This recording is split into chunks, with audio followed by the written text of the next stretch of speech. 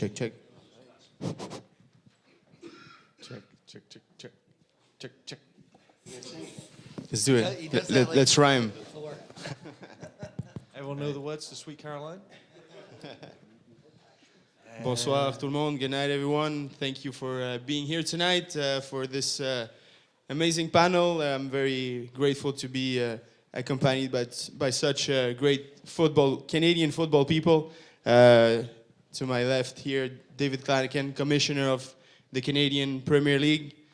Mr. Michael Finley, Director of Football Operations for the Canadian Premier League. David Chirasuolo from FCS Montreal here in Quebec. Mr. Stephen Hart, Canadian soccer legend and coach of the Halifax Wanderers. And Mr. Tommy Wilden Jr., coach of the Cavalry FC from Calgary. His lads gave Montreal a good scare in Canadian Championship. This year was quite a season for them.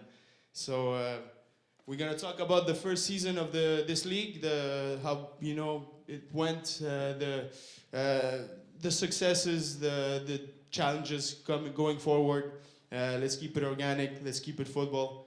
Let the passion for the game lead the way. So first and foremost, maybe a question for David to start with. What's your overall feeling after this first conclusive season, we can say, of the Canadian Premier League? Our overall, I guess, thoughts on the season is there's no doubt we believe we had a very good start, and that's not saying that we did a whole lot wrong, but we had a good start, a really good start. The reality is, people were behind us.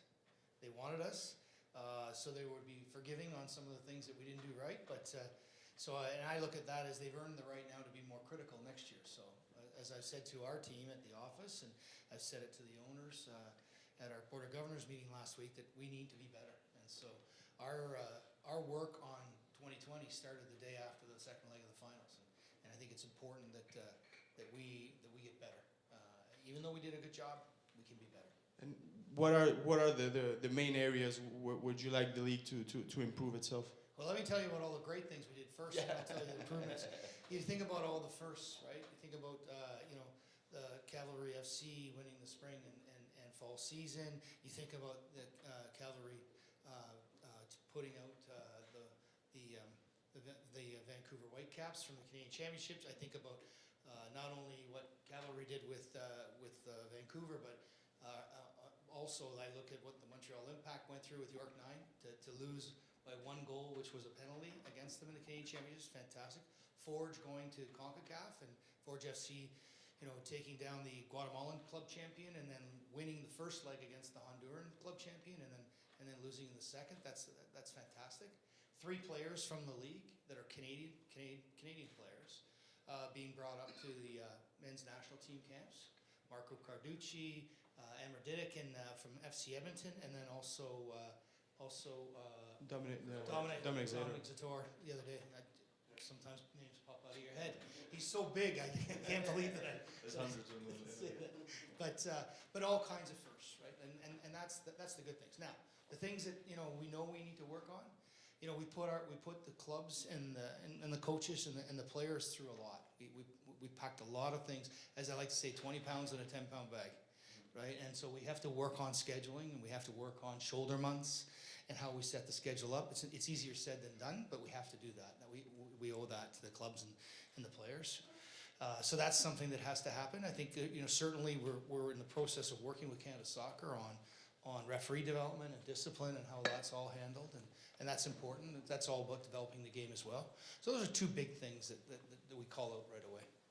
And maybe from someone outside of the CPL, how you, David, how did you see that first years from the sideline as a soccer person, as a soccer fan, as a Canadian? What's your first impression? As a soccer fan, just to see that there's a Canadian league, right? Something that is our product, is something that Canadians can get behind. I thought that was awesome, because every time I saw games being played or highlights, you see that the crowds were there really supporting, getting into it. And I was like, people always think that we're lacking a certain amount of culture, but I think that it's growing, it's trending in the right direction, and I think that it was case in point this year. So I thought it was a great start as a fan.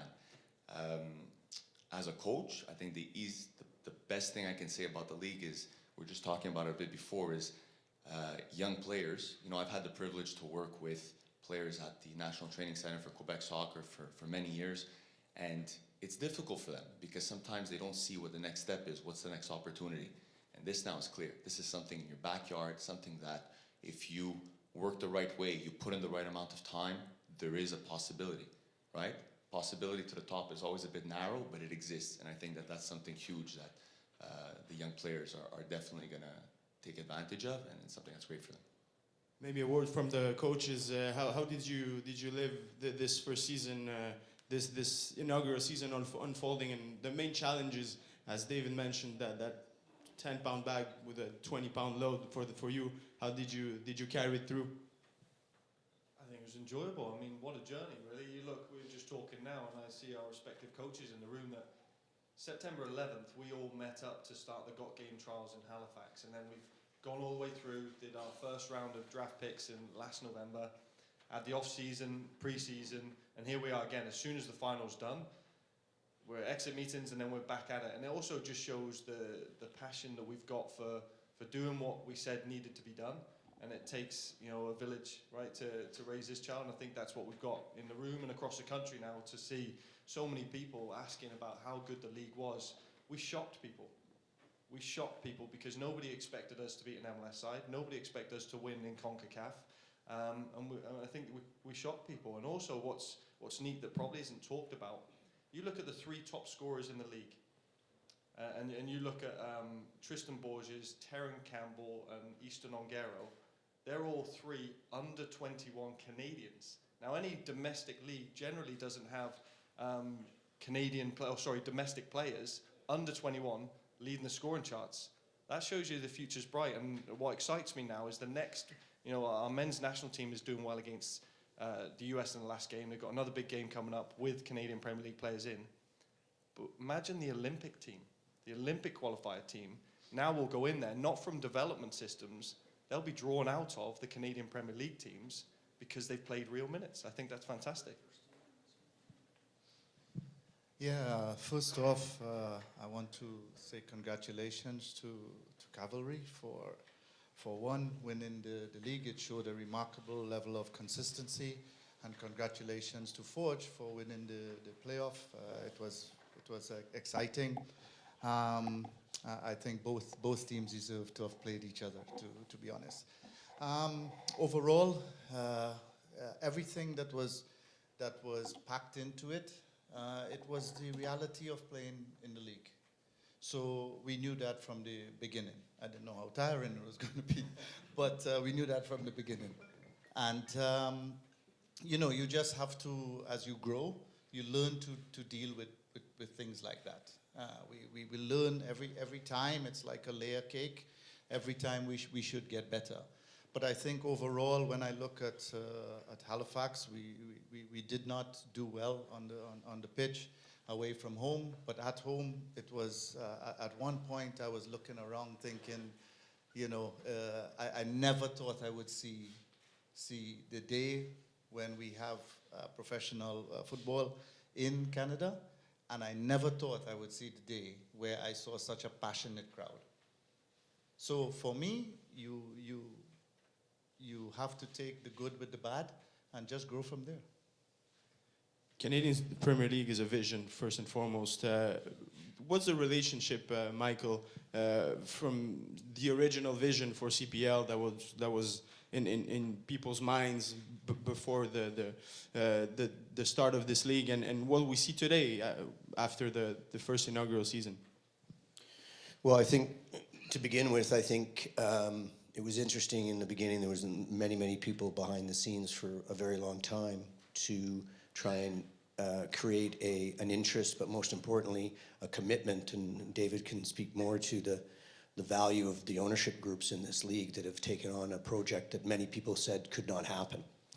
And it kind of relates to some of the things that Stephen and Tommy were saying about, from a player's point of view, for many years, you know, one of our challenges as a former national team coach and Stephen a national team coach is the players acted like they were victims all the time. You know, they were never told they were going to be good enough. They were never told they were going to have that opportunity, those types of things. And it affected the structure of the game. So when an ownership group is put together, like you have the 7 owners here, first and foremost, that was an enormously challenging situation, but something that needs to be applauded, I think, in a big way, because without them, we're not sitting here having this conversation. We're not talking about the Forge Cavalry final. We're not talking about the crowd that Stephen talks about.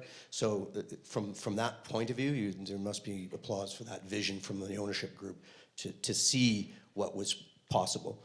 In terms of what the vision was, I think it delivered pretty much exactly what the first initial step was, and that was to provide a platform for Canadian players to play Canadians in a consistent competition and present them with an opportunity. And if you look at the rosters across the league, and you look at the amount of players that came from regional development programs that played minutes in the league that you never would have seen before if you did not have a domestic program in a domestic league. So I think in terms of what the vision originally said, I think it pretty much has delivered that to this point. But and rightly so, David says, we need to be critical now in a positive way, but we need to look to grow. And there's a number of things that have to be addressed, both on the field and off the field. And I think it's just the first step. But in terms of the vision and what we saw, Stephen's right, or maybe Tommy said it, I think we surprised a lot of people. Because a lot of people did not think the standard was going to be that high. I don't think they thought the production was going to be that high, and I didn't think they were going to get the following that did come from you know, our crowds. So step 1 complete, and now step 2 is about what we do critically ourselves. It's true that the level of play was pleasantly surprising. There were a lot of doubters, naysayers.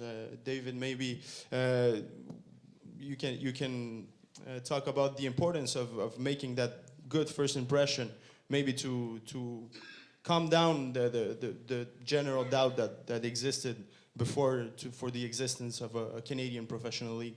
Yeah, I think there's no doubt that there were people in the country, for the most part, were rooting for us, but there were people that said, well, we're not sure if this will work, right? And then when we talked about Canadians and bringing Canadians along and letting young Canadians play, all level of Canadians play first team minutes, again, you know, you heard a little rumbling around that, but you know, you look at this league, over 2/3 of this league were first-time professionals, actually earning a living playing football in Canada. I mean, we literally went out there and said we would do what we were going to do, and it goes back to the ownership group, right? The owners that actually formed this league. When I look at them, it's a story well known. I said no to them twice. Actually, I said no to Scott Mitchell twice. It was when I met the owners that I finally said yes, because I heard words like legacy and passion and patience.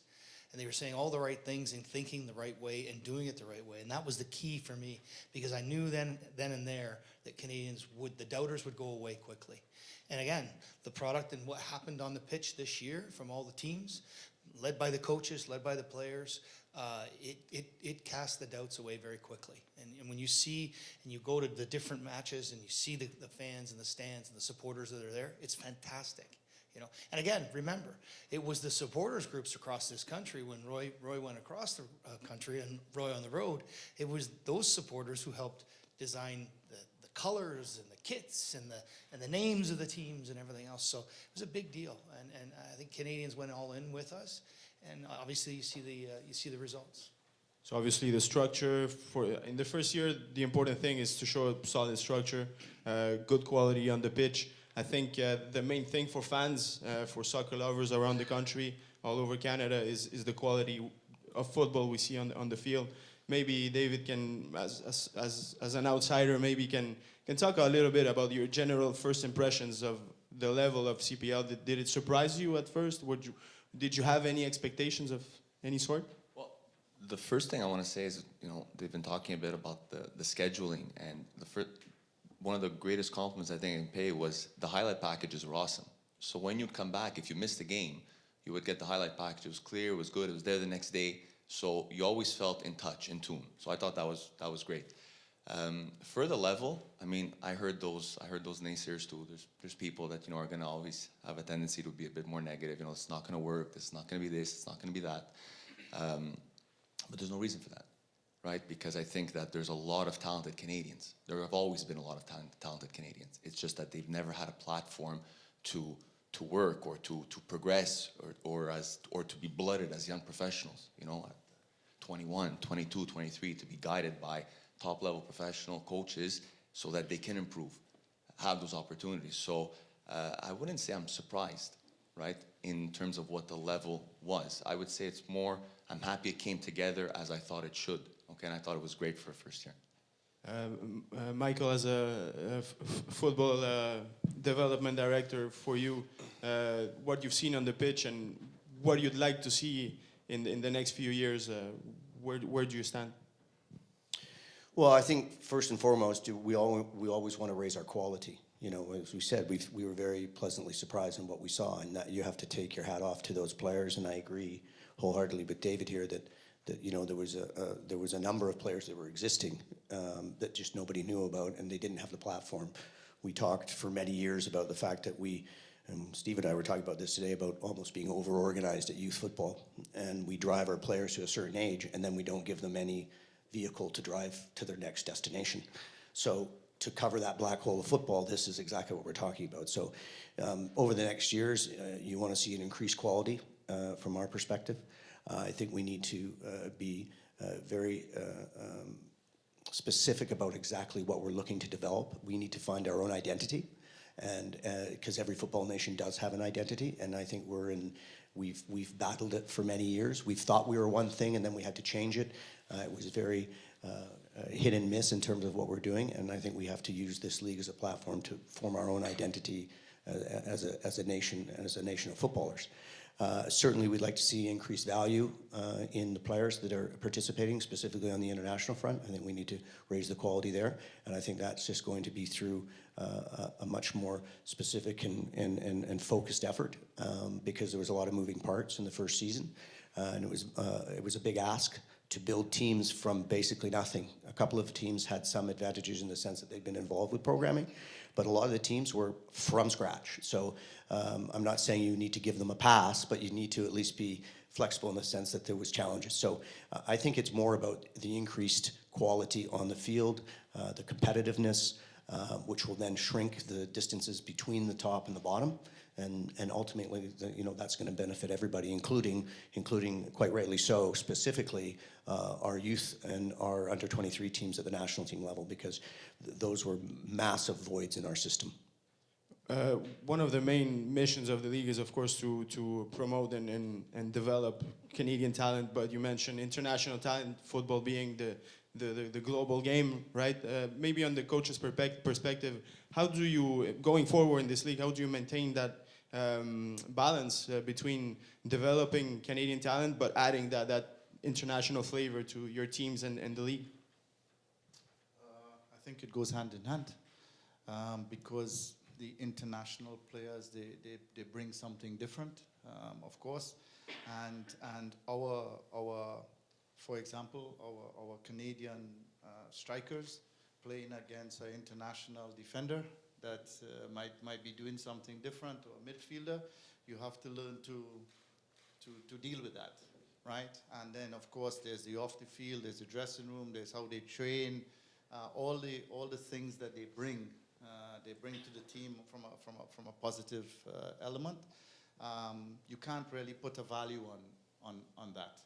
And I think for a team like myself that had about, I think, 5 or 6 players under the age of 21, it was an eye-opener for them, because they had never trained 5 days a week for 8, 9 months, and how they were, we were trying to tell them how to rest, how to eat, how to, all the how-tos to get the best out of your system. But then when there are certain players around you that are doing the right things, it's easy to pick up good habits when there's a demand of standards, right?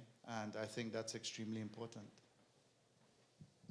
I think if you look at Canada as a country, it's very multicultural, and it embraces all ethnicities, all genders. And I think for us, we have to embrace that philosophy in our footballing DNA too. And in order for Canada to find its own true nation league, we have to embrace the role of the foreign imports coming in. And I'm speaking as a foreign import. I came here in 2002 and I've become an adopted Canadian as well. So I felt it was part of my own personal mission to give back to a country that embraced me. And I think when you pick the right foreigners, they do exactly that. Is now, if 2/3, like our commissioner said, are new professionals, how do you teach them different than how if they've come out of the U Sport system, how do you teach them to get up at the right time, look after themselves, do the pool sessions in their own time on their day off instead of eating junk food and playing video games? I'll tell you a good story, actually. So we signed one of the youngest players in the league, and this is how the football community works. So he actually made his debut. He'd come from the U17 camp, straight to Halifax because we needed players. We were short on players. He arrives the day of the game. We throw him on, don't we? I think at the last 10 or 15 minutes. throw him on, last 10 or 15 minutes. He goes on, does it great. Before that, we'd just played Montreal. He made his debut against Montreal. Bakary Sagna comes over, and we have a policy now because we only got 3 jerseys each, so there was no jersey swapping. That was a league rule. This kid's wet behind the ears, so he gets Bakary Sagna come up to him and say, "Oh, jersey, switch jersey." He thinks he's made it now. He's got Bakary Sagna's thing. He comes in with his shirt off, and Nick Ledgerwood, our captain, like, "What are you doing? You know you have to pay for that." I can't, but it's Bakary Sagna. So he thinks he's now made it. So great, he's just being a 16-year-old kid. So I get a call 2 days later. "Tommy, yeah. So your lad, great that he's a pro, great for his community. I just saw him at the soccer centre. Are you okay with him walk around eating McDonald's?" Hey, no. Okay, so next time I see him at training, I'm like, everyone knows his name. "Hey, Arabem, how are you?" "Good. How's your McDonald's?" And he looked at me and I said, "Look, you're a professional footballer now. Your job, you can't put junk in that performance engine and expect it to drive 0 to 60 in 3 seconds. You've now got to fuel it." He's like, "Well, how do you know?" I said, "The soccer community knows, and you're now an ambassador to all those kids you're watching because you're watching his younger brother. And if you're walking around eating McDonald's, you're not living like a professional athlete." So that story then just became prominent because he now has a point of reference. And this is, I imagine it's probably the same for the student athlete that we bring up and, I'll put on a development contract. They have to find a way to eat, but you have to find ways around it. And that's the professionalism that we have to teach. It takes a village, as you mentioned. Yeah. What I would like to add is, Tommy, he mentioned Nick Ledgerwood, right? And I think one of the other things that happens, we talk about leadership and on the pitch and off the pitch and in the dressing rooms, and we were talking about this last night. I think there's a tremendous thing that's happening with not necessarily older players, but players that are maybe getting towards the end of their career that are Canadians, that are playing in the league. Guys like Nick, guys like David Edgar at Forge FC. They're great. Kyle Becker. Yeah, and Kyle Becker. They're great leaders, right? And it's extending their footballing career, but they're also able to pass it on. And you see it, and there's a real passion for doing that. I think it's excellent for the game. For young players that are Canadians to see that and experience that from them, right? So I think it works both ways. Let's get into the more human, emotional side of things. What are your fondest memories of this first inaugural season of the Canadian Premier League? Maybe we can start with Tommy. Beating the Whitecaps. And I'll tell you why, because nobody thought we could. They thought our 0-0 game was enough and that we had to go to BC play. Well, it'd be a different game there, Their left back earns more than your entire team altogether. We knew that, but we believed. And I think what it did do, it wasn't just a victory for us. I think it was a victory for our league. It truly was, and we felt that because, the rest of the coaches are congratulating us. And to back that up then, because obviously, like I said, Harty's then gone and performed well against Ottawa. Montreal game against York 9 was great, and forging the CONCACAF as well. But for us, I remember just walking off at BC Place thinking, we've arrived, we've just validated their league. Because the biggest question I'd always get from media, from local, are you a tier 2 league to the MLS? Nope. We're Canada's tier 1. I was adamant of that. So every radio, every TV, every person I spoke to, we're Canada's tier 1. That's America's tier 1 that has 3 Canadian sides. But now we have our own league, and it's up to us to compete with them. Stephen? Difficult one. I think the opening game, we were really worried. It was absolutely freezing. Hey, Bobby?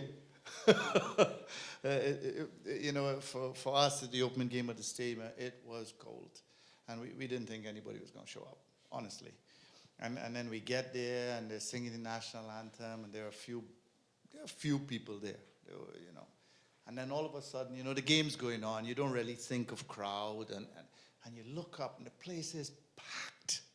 And the game gets to, you know, a tight one. I admired how the way Forge played, because I watched them in the preseason, and the game is tight, and the ball drops kindly for us in the 80-something minute, and we win the game, and it just sort of set the tone for the stadium, for the entire smoke bombs went off. Everybody just went ballistic, and I think I just sat there thinking, I wonder if we could keep this up, you know, this sort of atmosphere. So I think that was a very special moment, a kind of, hey, the game's arrived in Halifax kind of moment. And the second one was probably the game in Ottawa, because I looked across the field, and there was traveling fans, and a good number of them, not just a few. And I'm thinking, really, you guys traveled to watch this? Not You know? next door as well. Eh? It was a long trip too. Well, when you live in Halifax, it's a problem. But there's some fans there, and I called the guys quickly, and I said, hey, you can't let them down, eh? They've come here, give a good go of it. I mean, we took a beating at home, make a go of it. Next thing you know, we're 2-0 up, you know, and the fans are going crazy, and I think that was, you know, that was kind of special for the players, but for the people that traveled, they got. I mean, we didn't qualify, but they got their money's worth from an entertainment perspective. You know, it was exciting, it was a good game, and you started to think, well, we are starting to build a real sort of following here. Those two were my sort of memories. Michael, on your end? I'm going to finish with the... Okay. On my end, I think there was two. Kind of Tommy's word about validation. A former colleague of mine here in Canada who has experience in Canadian football now works at Brighton Football Club in the UK. And the first game came on, and of course he watched it on OneSoccer, which he decided he was going to get because he was from a Canadian perspective. And I remember being at the game and him phoning me at the game in Hamilton, and the words he used was, "This looks like proper football." Like, because he had this expectation it was going to be, you know, in Stephen's backyard in Halifax, you know. So, and he was blown away, and that resonated right away with me. That, okay, hold on, somebody outside of our own norm, who does have experience in Canada, but saw it and said, "This is proper football," which for me validated the opportunity in that regard. The other one was the other opening match I went to was in Langford, British Columbia, where Pacific FC is. And we talk about opportunity. And for me, it was seeing people actually involved in the game, and I'm sure we'll touch on it at some point in time we've talked much about the players, but about the industry of football and the fact that Canada has always struggled as an industry. And Jamie Merriman's here, the coach of Pacific FC, and Jamie and I go a long way back. And to see him in the technical area, that the opportunity was being provided for not just the players, but for young Canadian coaches. And that means there'll be young Canadian physios, young Canadian GMs, young Canadian kitmen, young Canadian media, all built around an industry of football. So for me, just seeing it off the ground gave me hope of what the future may bring is in terms of the industry of the game, which is just going to raise all the boats for me. David? Fondest memory, inaugural season. That's not. It's like that's Tough like one, asking right? you to choose one of your children over the other. Actually, you know, for me, it was watching the crowds and watching the supporters and seeing the passion for the game and seeing how much they enjoyed it when they were there at the matches. It was unbelievable, and lots of young people, all different ages and sizes and shapes and everything else, and they enjoyed They enjoyed just being there and being part of it. And they'll start at Halifax. I love the way that town and that region and that province has wrapped their arms around that club, right? That's one, right? You look at York 9, I mean, but for a bounce here or a bounce there, we have 3 teams in the semifinals of the Canadian Championship, because I actually believe all three of our teams that were left, they easily could have been the ones with TFC in those semifinals. So York 9, the same thing. Again, lots of passion for the game. And then you look at Valor and some of the things that were going on out there. I mean, I was at the games. Their supporters group is fantastic out there, right? And they're all in, right? I don't have to say much about Cavalry FC, because we've been there. We see what happens, out there. Fantastic. I mean, I had to actually say in the second leg of the finals out there, guys, I'll come over and see you, but don't throw any beer at me. That's not a good thing. So, and then even in Pacific, I had all kinds of people. I was with Roy and Mickey at the first game with Michael.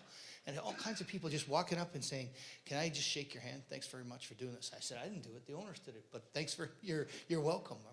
And then of course, watching Forge FC and being at an opening game with over 17,000 people there, and then 10,000 plus at the first leg of the finals. I mean, you just know that people are ready for it.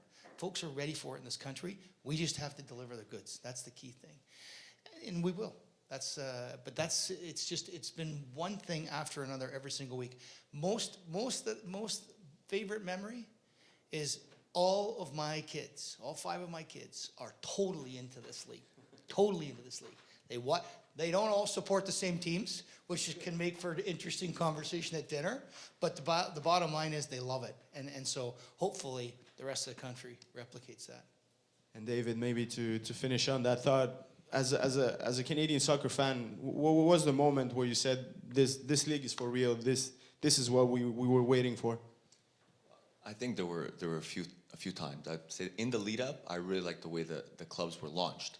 Right, that was really cool to follow that. So for me, I'll go all the way back then and say, well, it was each club had their moment in the sun, right? And then okay, on to the next one. So I thought that was already pretty cool to see it get started.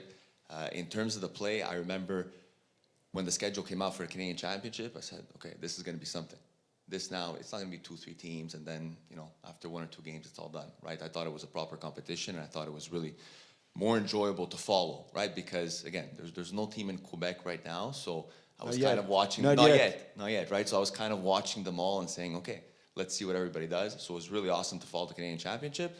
And the one thing that's surprising, but I said, this is a bit to answer your question, like, the league has arrived, or as you put it, would be the final. When I saw it was on 2 games, I was like, okay, let's see how this goes. It was awesome. It was awesome because the supporter groups were all into it. The stands were full. So I was like, this really shows that people are getting behind their club. It really is their club, the club of their city. And I thought that that was pretty special. I thought that, again, that showed that we were headed in that right direction. Yeah, because we have a soccer culture in Canada, and now we have an outlet to live it properly, like on club level, not only outside of MLS, which is amazing. When we talk about the Canadian soccer landscape in general, the past few decades, there was a huge hole, which was we don't have a league, right? How do you see, Michael, Canadian Premier League helping on developing and improving that general Canadian soccer landscape? Well, I've said it on numerous occasions that this is the most important project that Canadian football, both as the Canadian Premier League and the Canadian Soccer Association as our governing body, this is the most important project they'll take on. Someone will say to you, well, yeah, but we've got a World Cup in 2026, which obviously is a kicker and takes you on to new things, but it is an event. Okay, it is not something that stays within your community. It's not something that stays within your household, as you say, as the argument at David's kitchen table goes on. So this project is it. And so in terms of what it's going to deliver, I just mentioned the industry of football.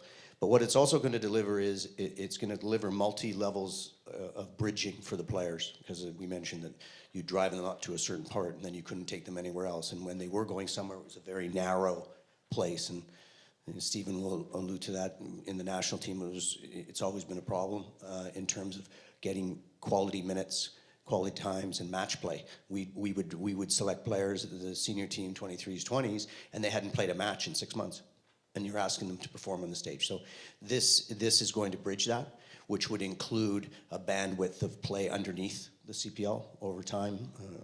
PLSQ coach sitting next to me, League One players populating the league, the hopes that the league have in terms of expanding that throughout Canada to seal that bandwidth, which then again creates a more professional atmosphere. So those are the critical things that this league is going to bring. It's going to take time, but these are the steps you need to take for to have a lifelong commitment here, because quite frankly, all the people sitting on the stage and probably most of the audience probably won't be around to see the actual fruit that is going to come. We're going to see early things happen, but the actual fruit is the work's got to be done now at those multiple levels. So it is the most important project, and I think, in the history of Canadian football. The women's have set a high standard for Canadian soccer internationally. Now the men's soccer is catching up, internationally speaking. Even at club level, TFC has had some success. Now Canada has recently beat the US in international football, which is amazing. Steven, do you feel that we're getting there, like as a soccer nation, where we want to be as a soccer nation with the recent unfoldings, or there's a lot of work to do yet, or maybe a little bit of both? Well, I mean, you have to look at it, because I'm old enough to go all the way back when Canada's biggest club was unattached. But you know, It was good, though. It was good. but I think I remember watching the 84 under-17 World Cup that was held in Canada, and the crowds were tremendous. And you're right, it was an event. And then the under-20 women, when we got to the final, and unfortunately, but you saw that people were hungry for something. They were hungry for something. And when I used to coach the under-17 team, I'm a very critical person of myself. I would sit down and I would say, what are you doing? Like, what are you training these players for? Because there's nothing. There's nowhere for them to go cut their teeth. Their football, their soccer is finished at 19 years old. What are you doing, right? So, you constantly had, and people used to say, oh, you don't need your own league. Just all you need is the 3 best players to go to Europe, and your national team would be healthy for a very long time, right? And it was a very myopic, very, very, very narrow view of what the game is, and what the game means to people, and what the game means to the young male or female that has aspirations to get to a higher place, right? And then you're in a situation where now you have that sort of overall platform to aspire towards.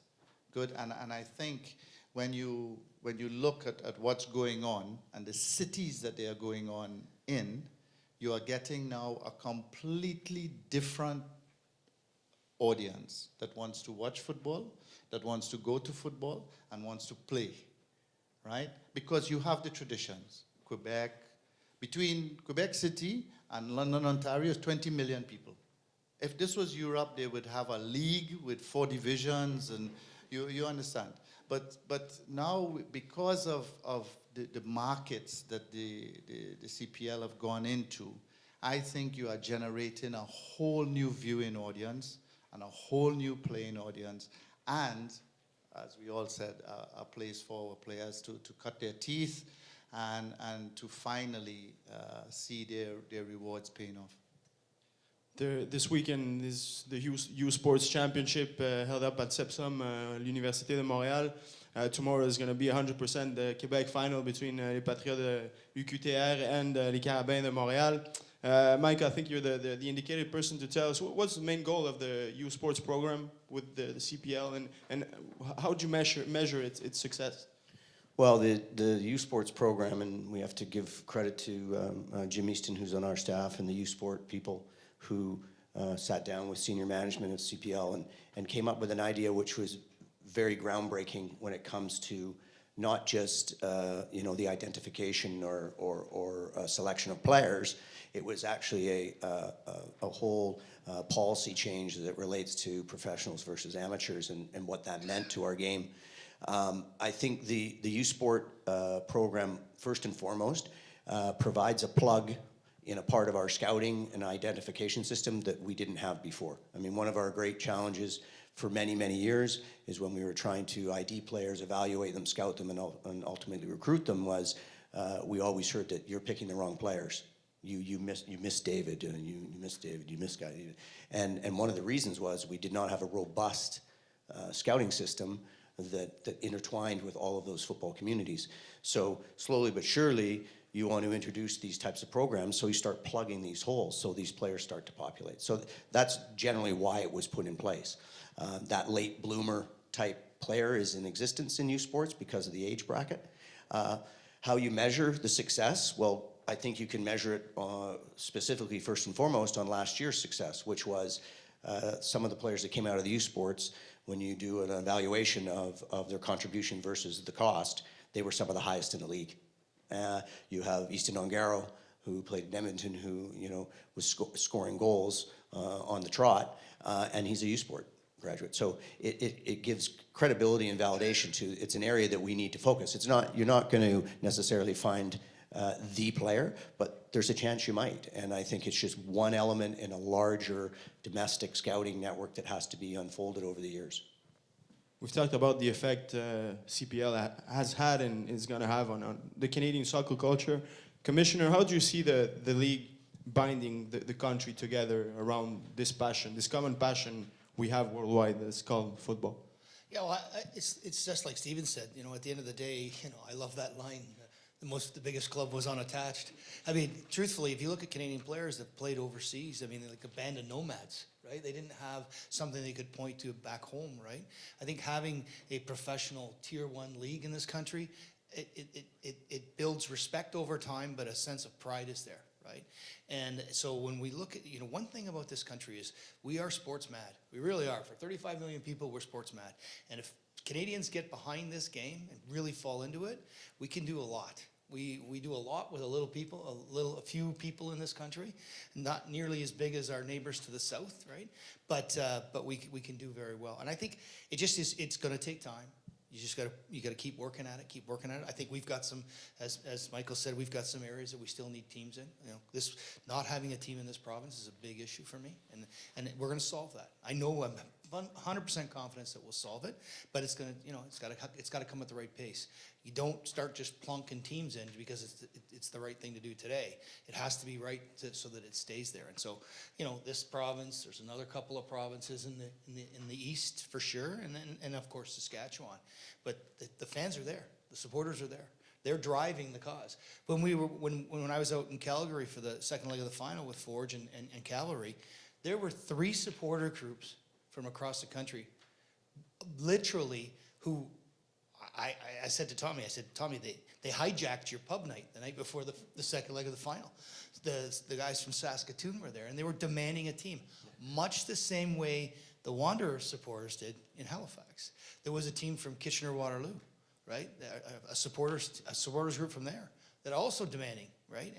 And so you saw, and also Mississauga, outside of Toronto. I mean, 3 different groups all vying for teams, and they figured the best way to do it is let's hijack their drinking night. So it was something else, and so you can see that it's there. The support is there. We have to just cultivate that, right, and feed it and let it grow organically, because it'll energize the entire nation that way. Commissioner mentioned expansion in Quebec. That possibility, what would it mean from your angle, in your position for Quebec, not only professionally speaking, but as a grassroots level, to have another professional team in the province, in a market maybe outside of Montreal? I think that from a cultural perspective, people in Quebec, like the rest of Canada, love their football. So there's no doubt that there's room for team or teams. Kids are behind the sport. More kids are playing the sport. There's no question that there'd be an interest and there'd be a population that'd be ready to support that kind of a project, you know. You know, it's just a matter of time. Like the commissioner said, it's about finding, they're probably looking at what's the most sustainable option, but I'm sure at some point, you know, someone's gonna pop up their head and it'll work, because there's the people here that are passionate about it and that I think will support that kind of a project. In terms of the feasibility and as you say, the commissioner, the opportunities, how is the hunt or the search going for new ownership groups and new markets? Is it something that it's organic, always on the move? Do you have more offer than demand, or the other way around? How would you describe it? No, I would say it's not as much a hunt on our part. It's being hunted, whether it be by supporters or people that want clubs. The key thing here, though, is to make sure that we do it at the right pace. And so, would I like to have more teams today? Yes, I would. We all would. Would I like to have more next year? Yes. But you have to do it the right way. And so, I think the right groups have to show up. The one thing that we struggle with in this country the most, and I say it all the time, but I'm starting to see some movement, and I think the World Cup in 2026 is going to help that, is the lack of facilities to play in.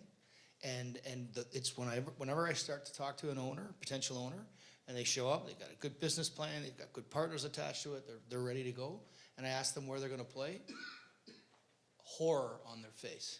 Because it's a big part of the game, and we don't have facilities that are just waiting for a team, right? And so they have to be created, and that's the longest pole in the tent, as they say, right? So we have to work on that. But now we're starting to actually see some municipalities that are stepping up.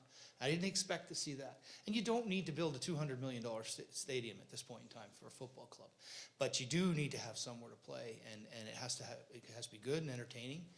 For the supporters. So that's all starting to, the log jam's starting to break a little bit. And I fully believe that 2026 is part of that, but also the Canadian Premier League has started that, because people recognize that they have to have a place to play.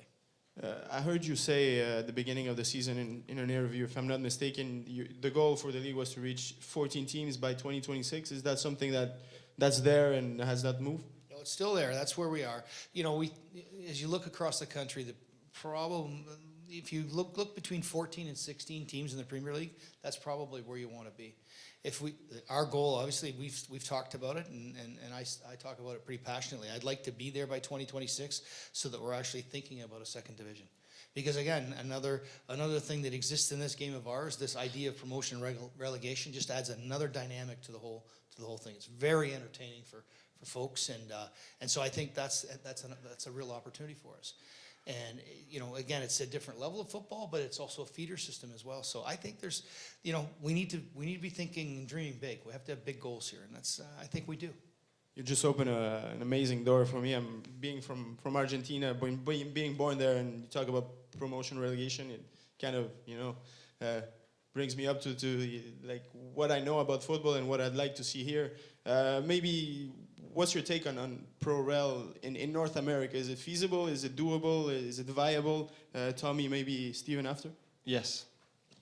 I think it excites. I mean, we have this culture here where we need a playoff to celebrate performance. And in actuality, if you have a promotion relegation, if you're at the bottom of the league, that game's just as important as playing to win the league. And I think promotion relegation keeps everyone honest. It keeps coaches and players and ownerships and fans honest.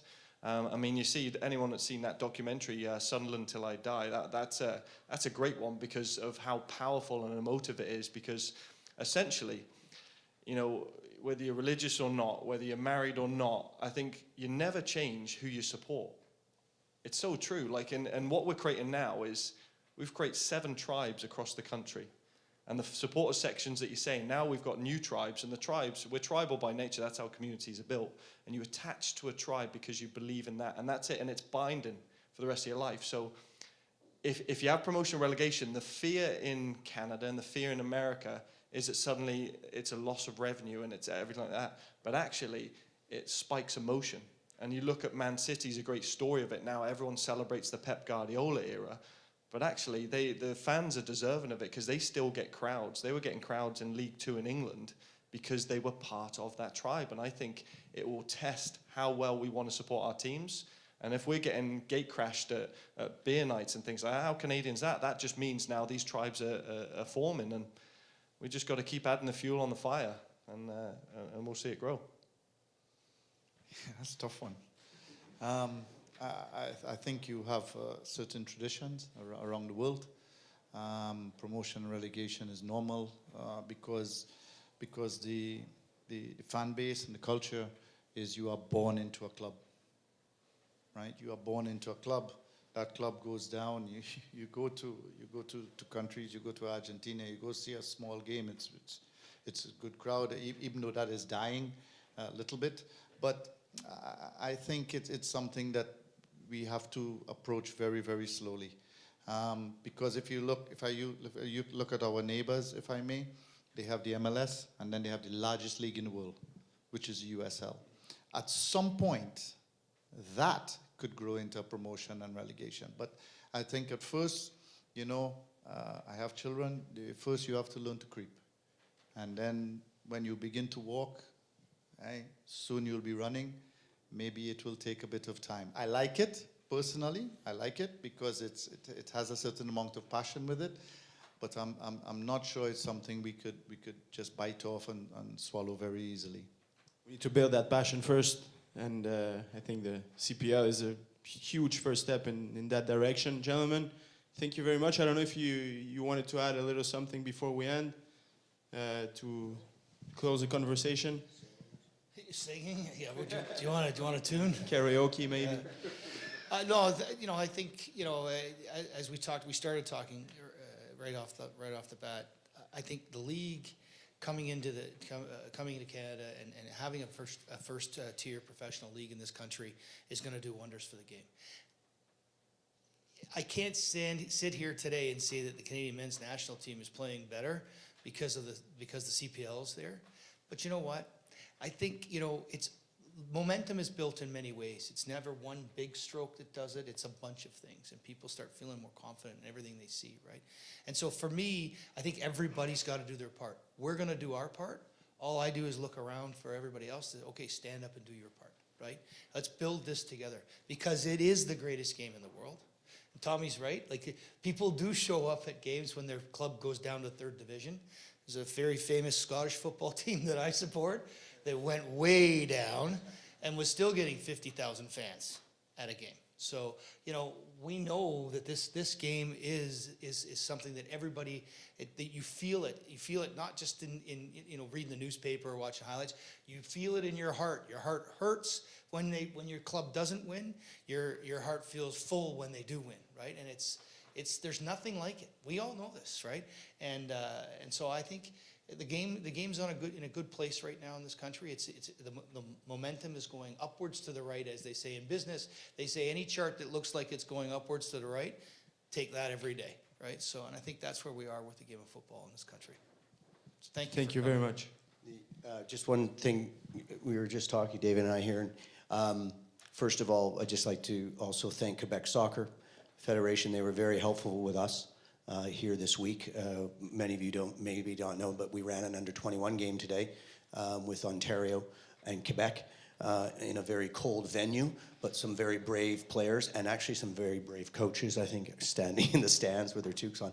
No, but I wanted to thank the Quebec Soccer Federation for assisting with us in that regard. But the reason I mentioned was I think hope is a very, very important portion of this entire story, because David mentioned that there were the players there today. Whether they are at the capacity to play in the CPL at this moment in time, probably not. But they were there today with the hope that maybe one day they would. And before, as you travel throughout the country, it was very hard as a coach, as Stephen alluded to when he said, why are we training these players? Players would look at you as a national team coach and say, what do I do? And you really couldn't actually tell them what to do because there was not very many options. So hope is a massively important part of this. And I think that this morning was an example of that. And our hope is that continues on with the league and with the clubs. And that's going to be a message going to be carried all the way through. Gentlemen, thank you very much. David Klaniken, Michael Finley, David Cherasuolo, Stephen Hart, and Tommy Wilden Jr. Merci beaucoup.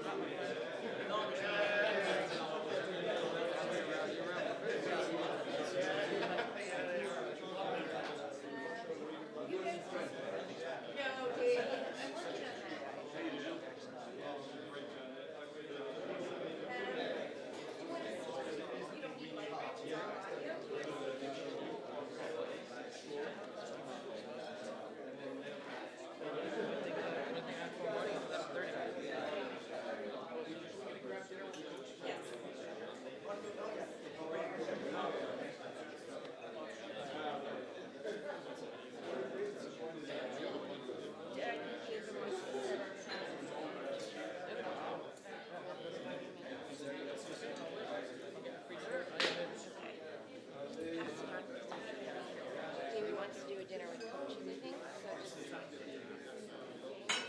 let her know.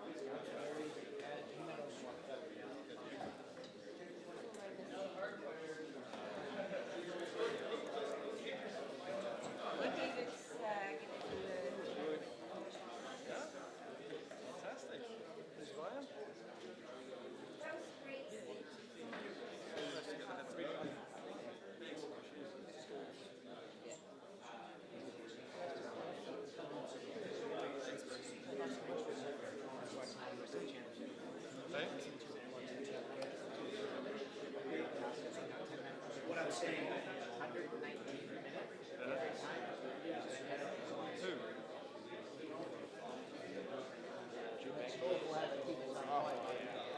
Looping corner too. Outside six, a looping header, just inside the post.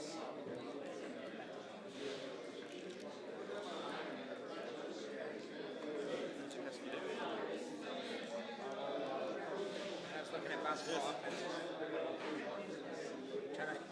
Trying to find a good high-low offense for my kids' team. They got two. My kid's best friend 6'6". Another kid who's 6'6" in the team. You don't want them on the perimeter, you want them working around the post. So I was just trying to find a good one, like screen away. I used to play there in the back of the day. But they sent like, it was all the Brad, the coach, the school.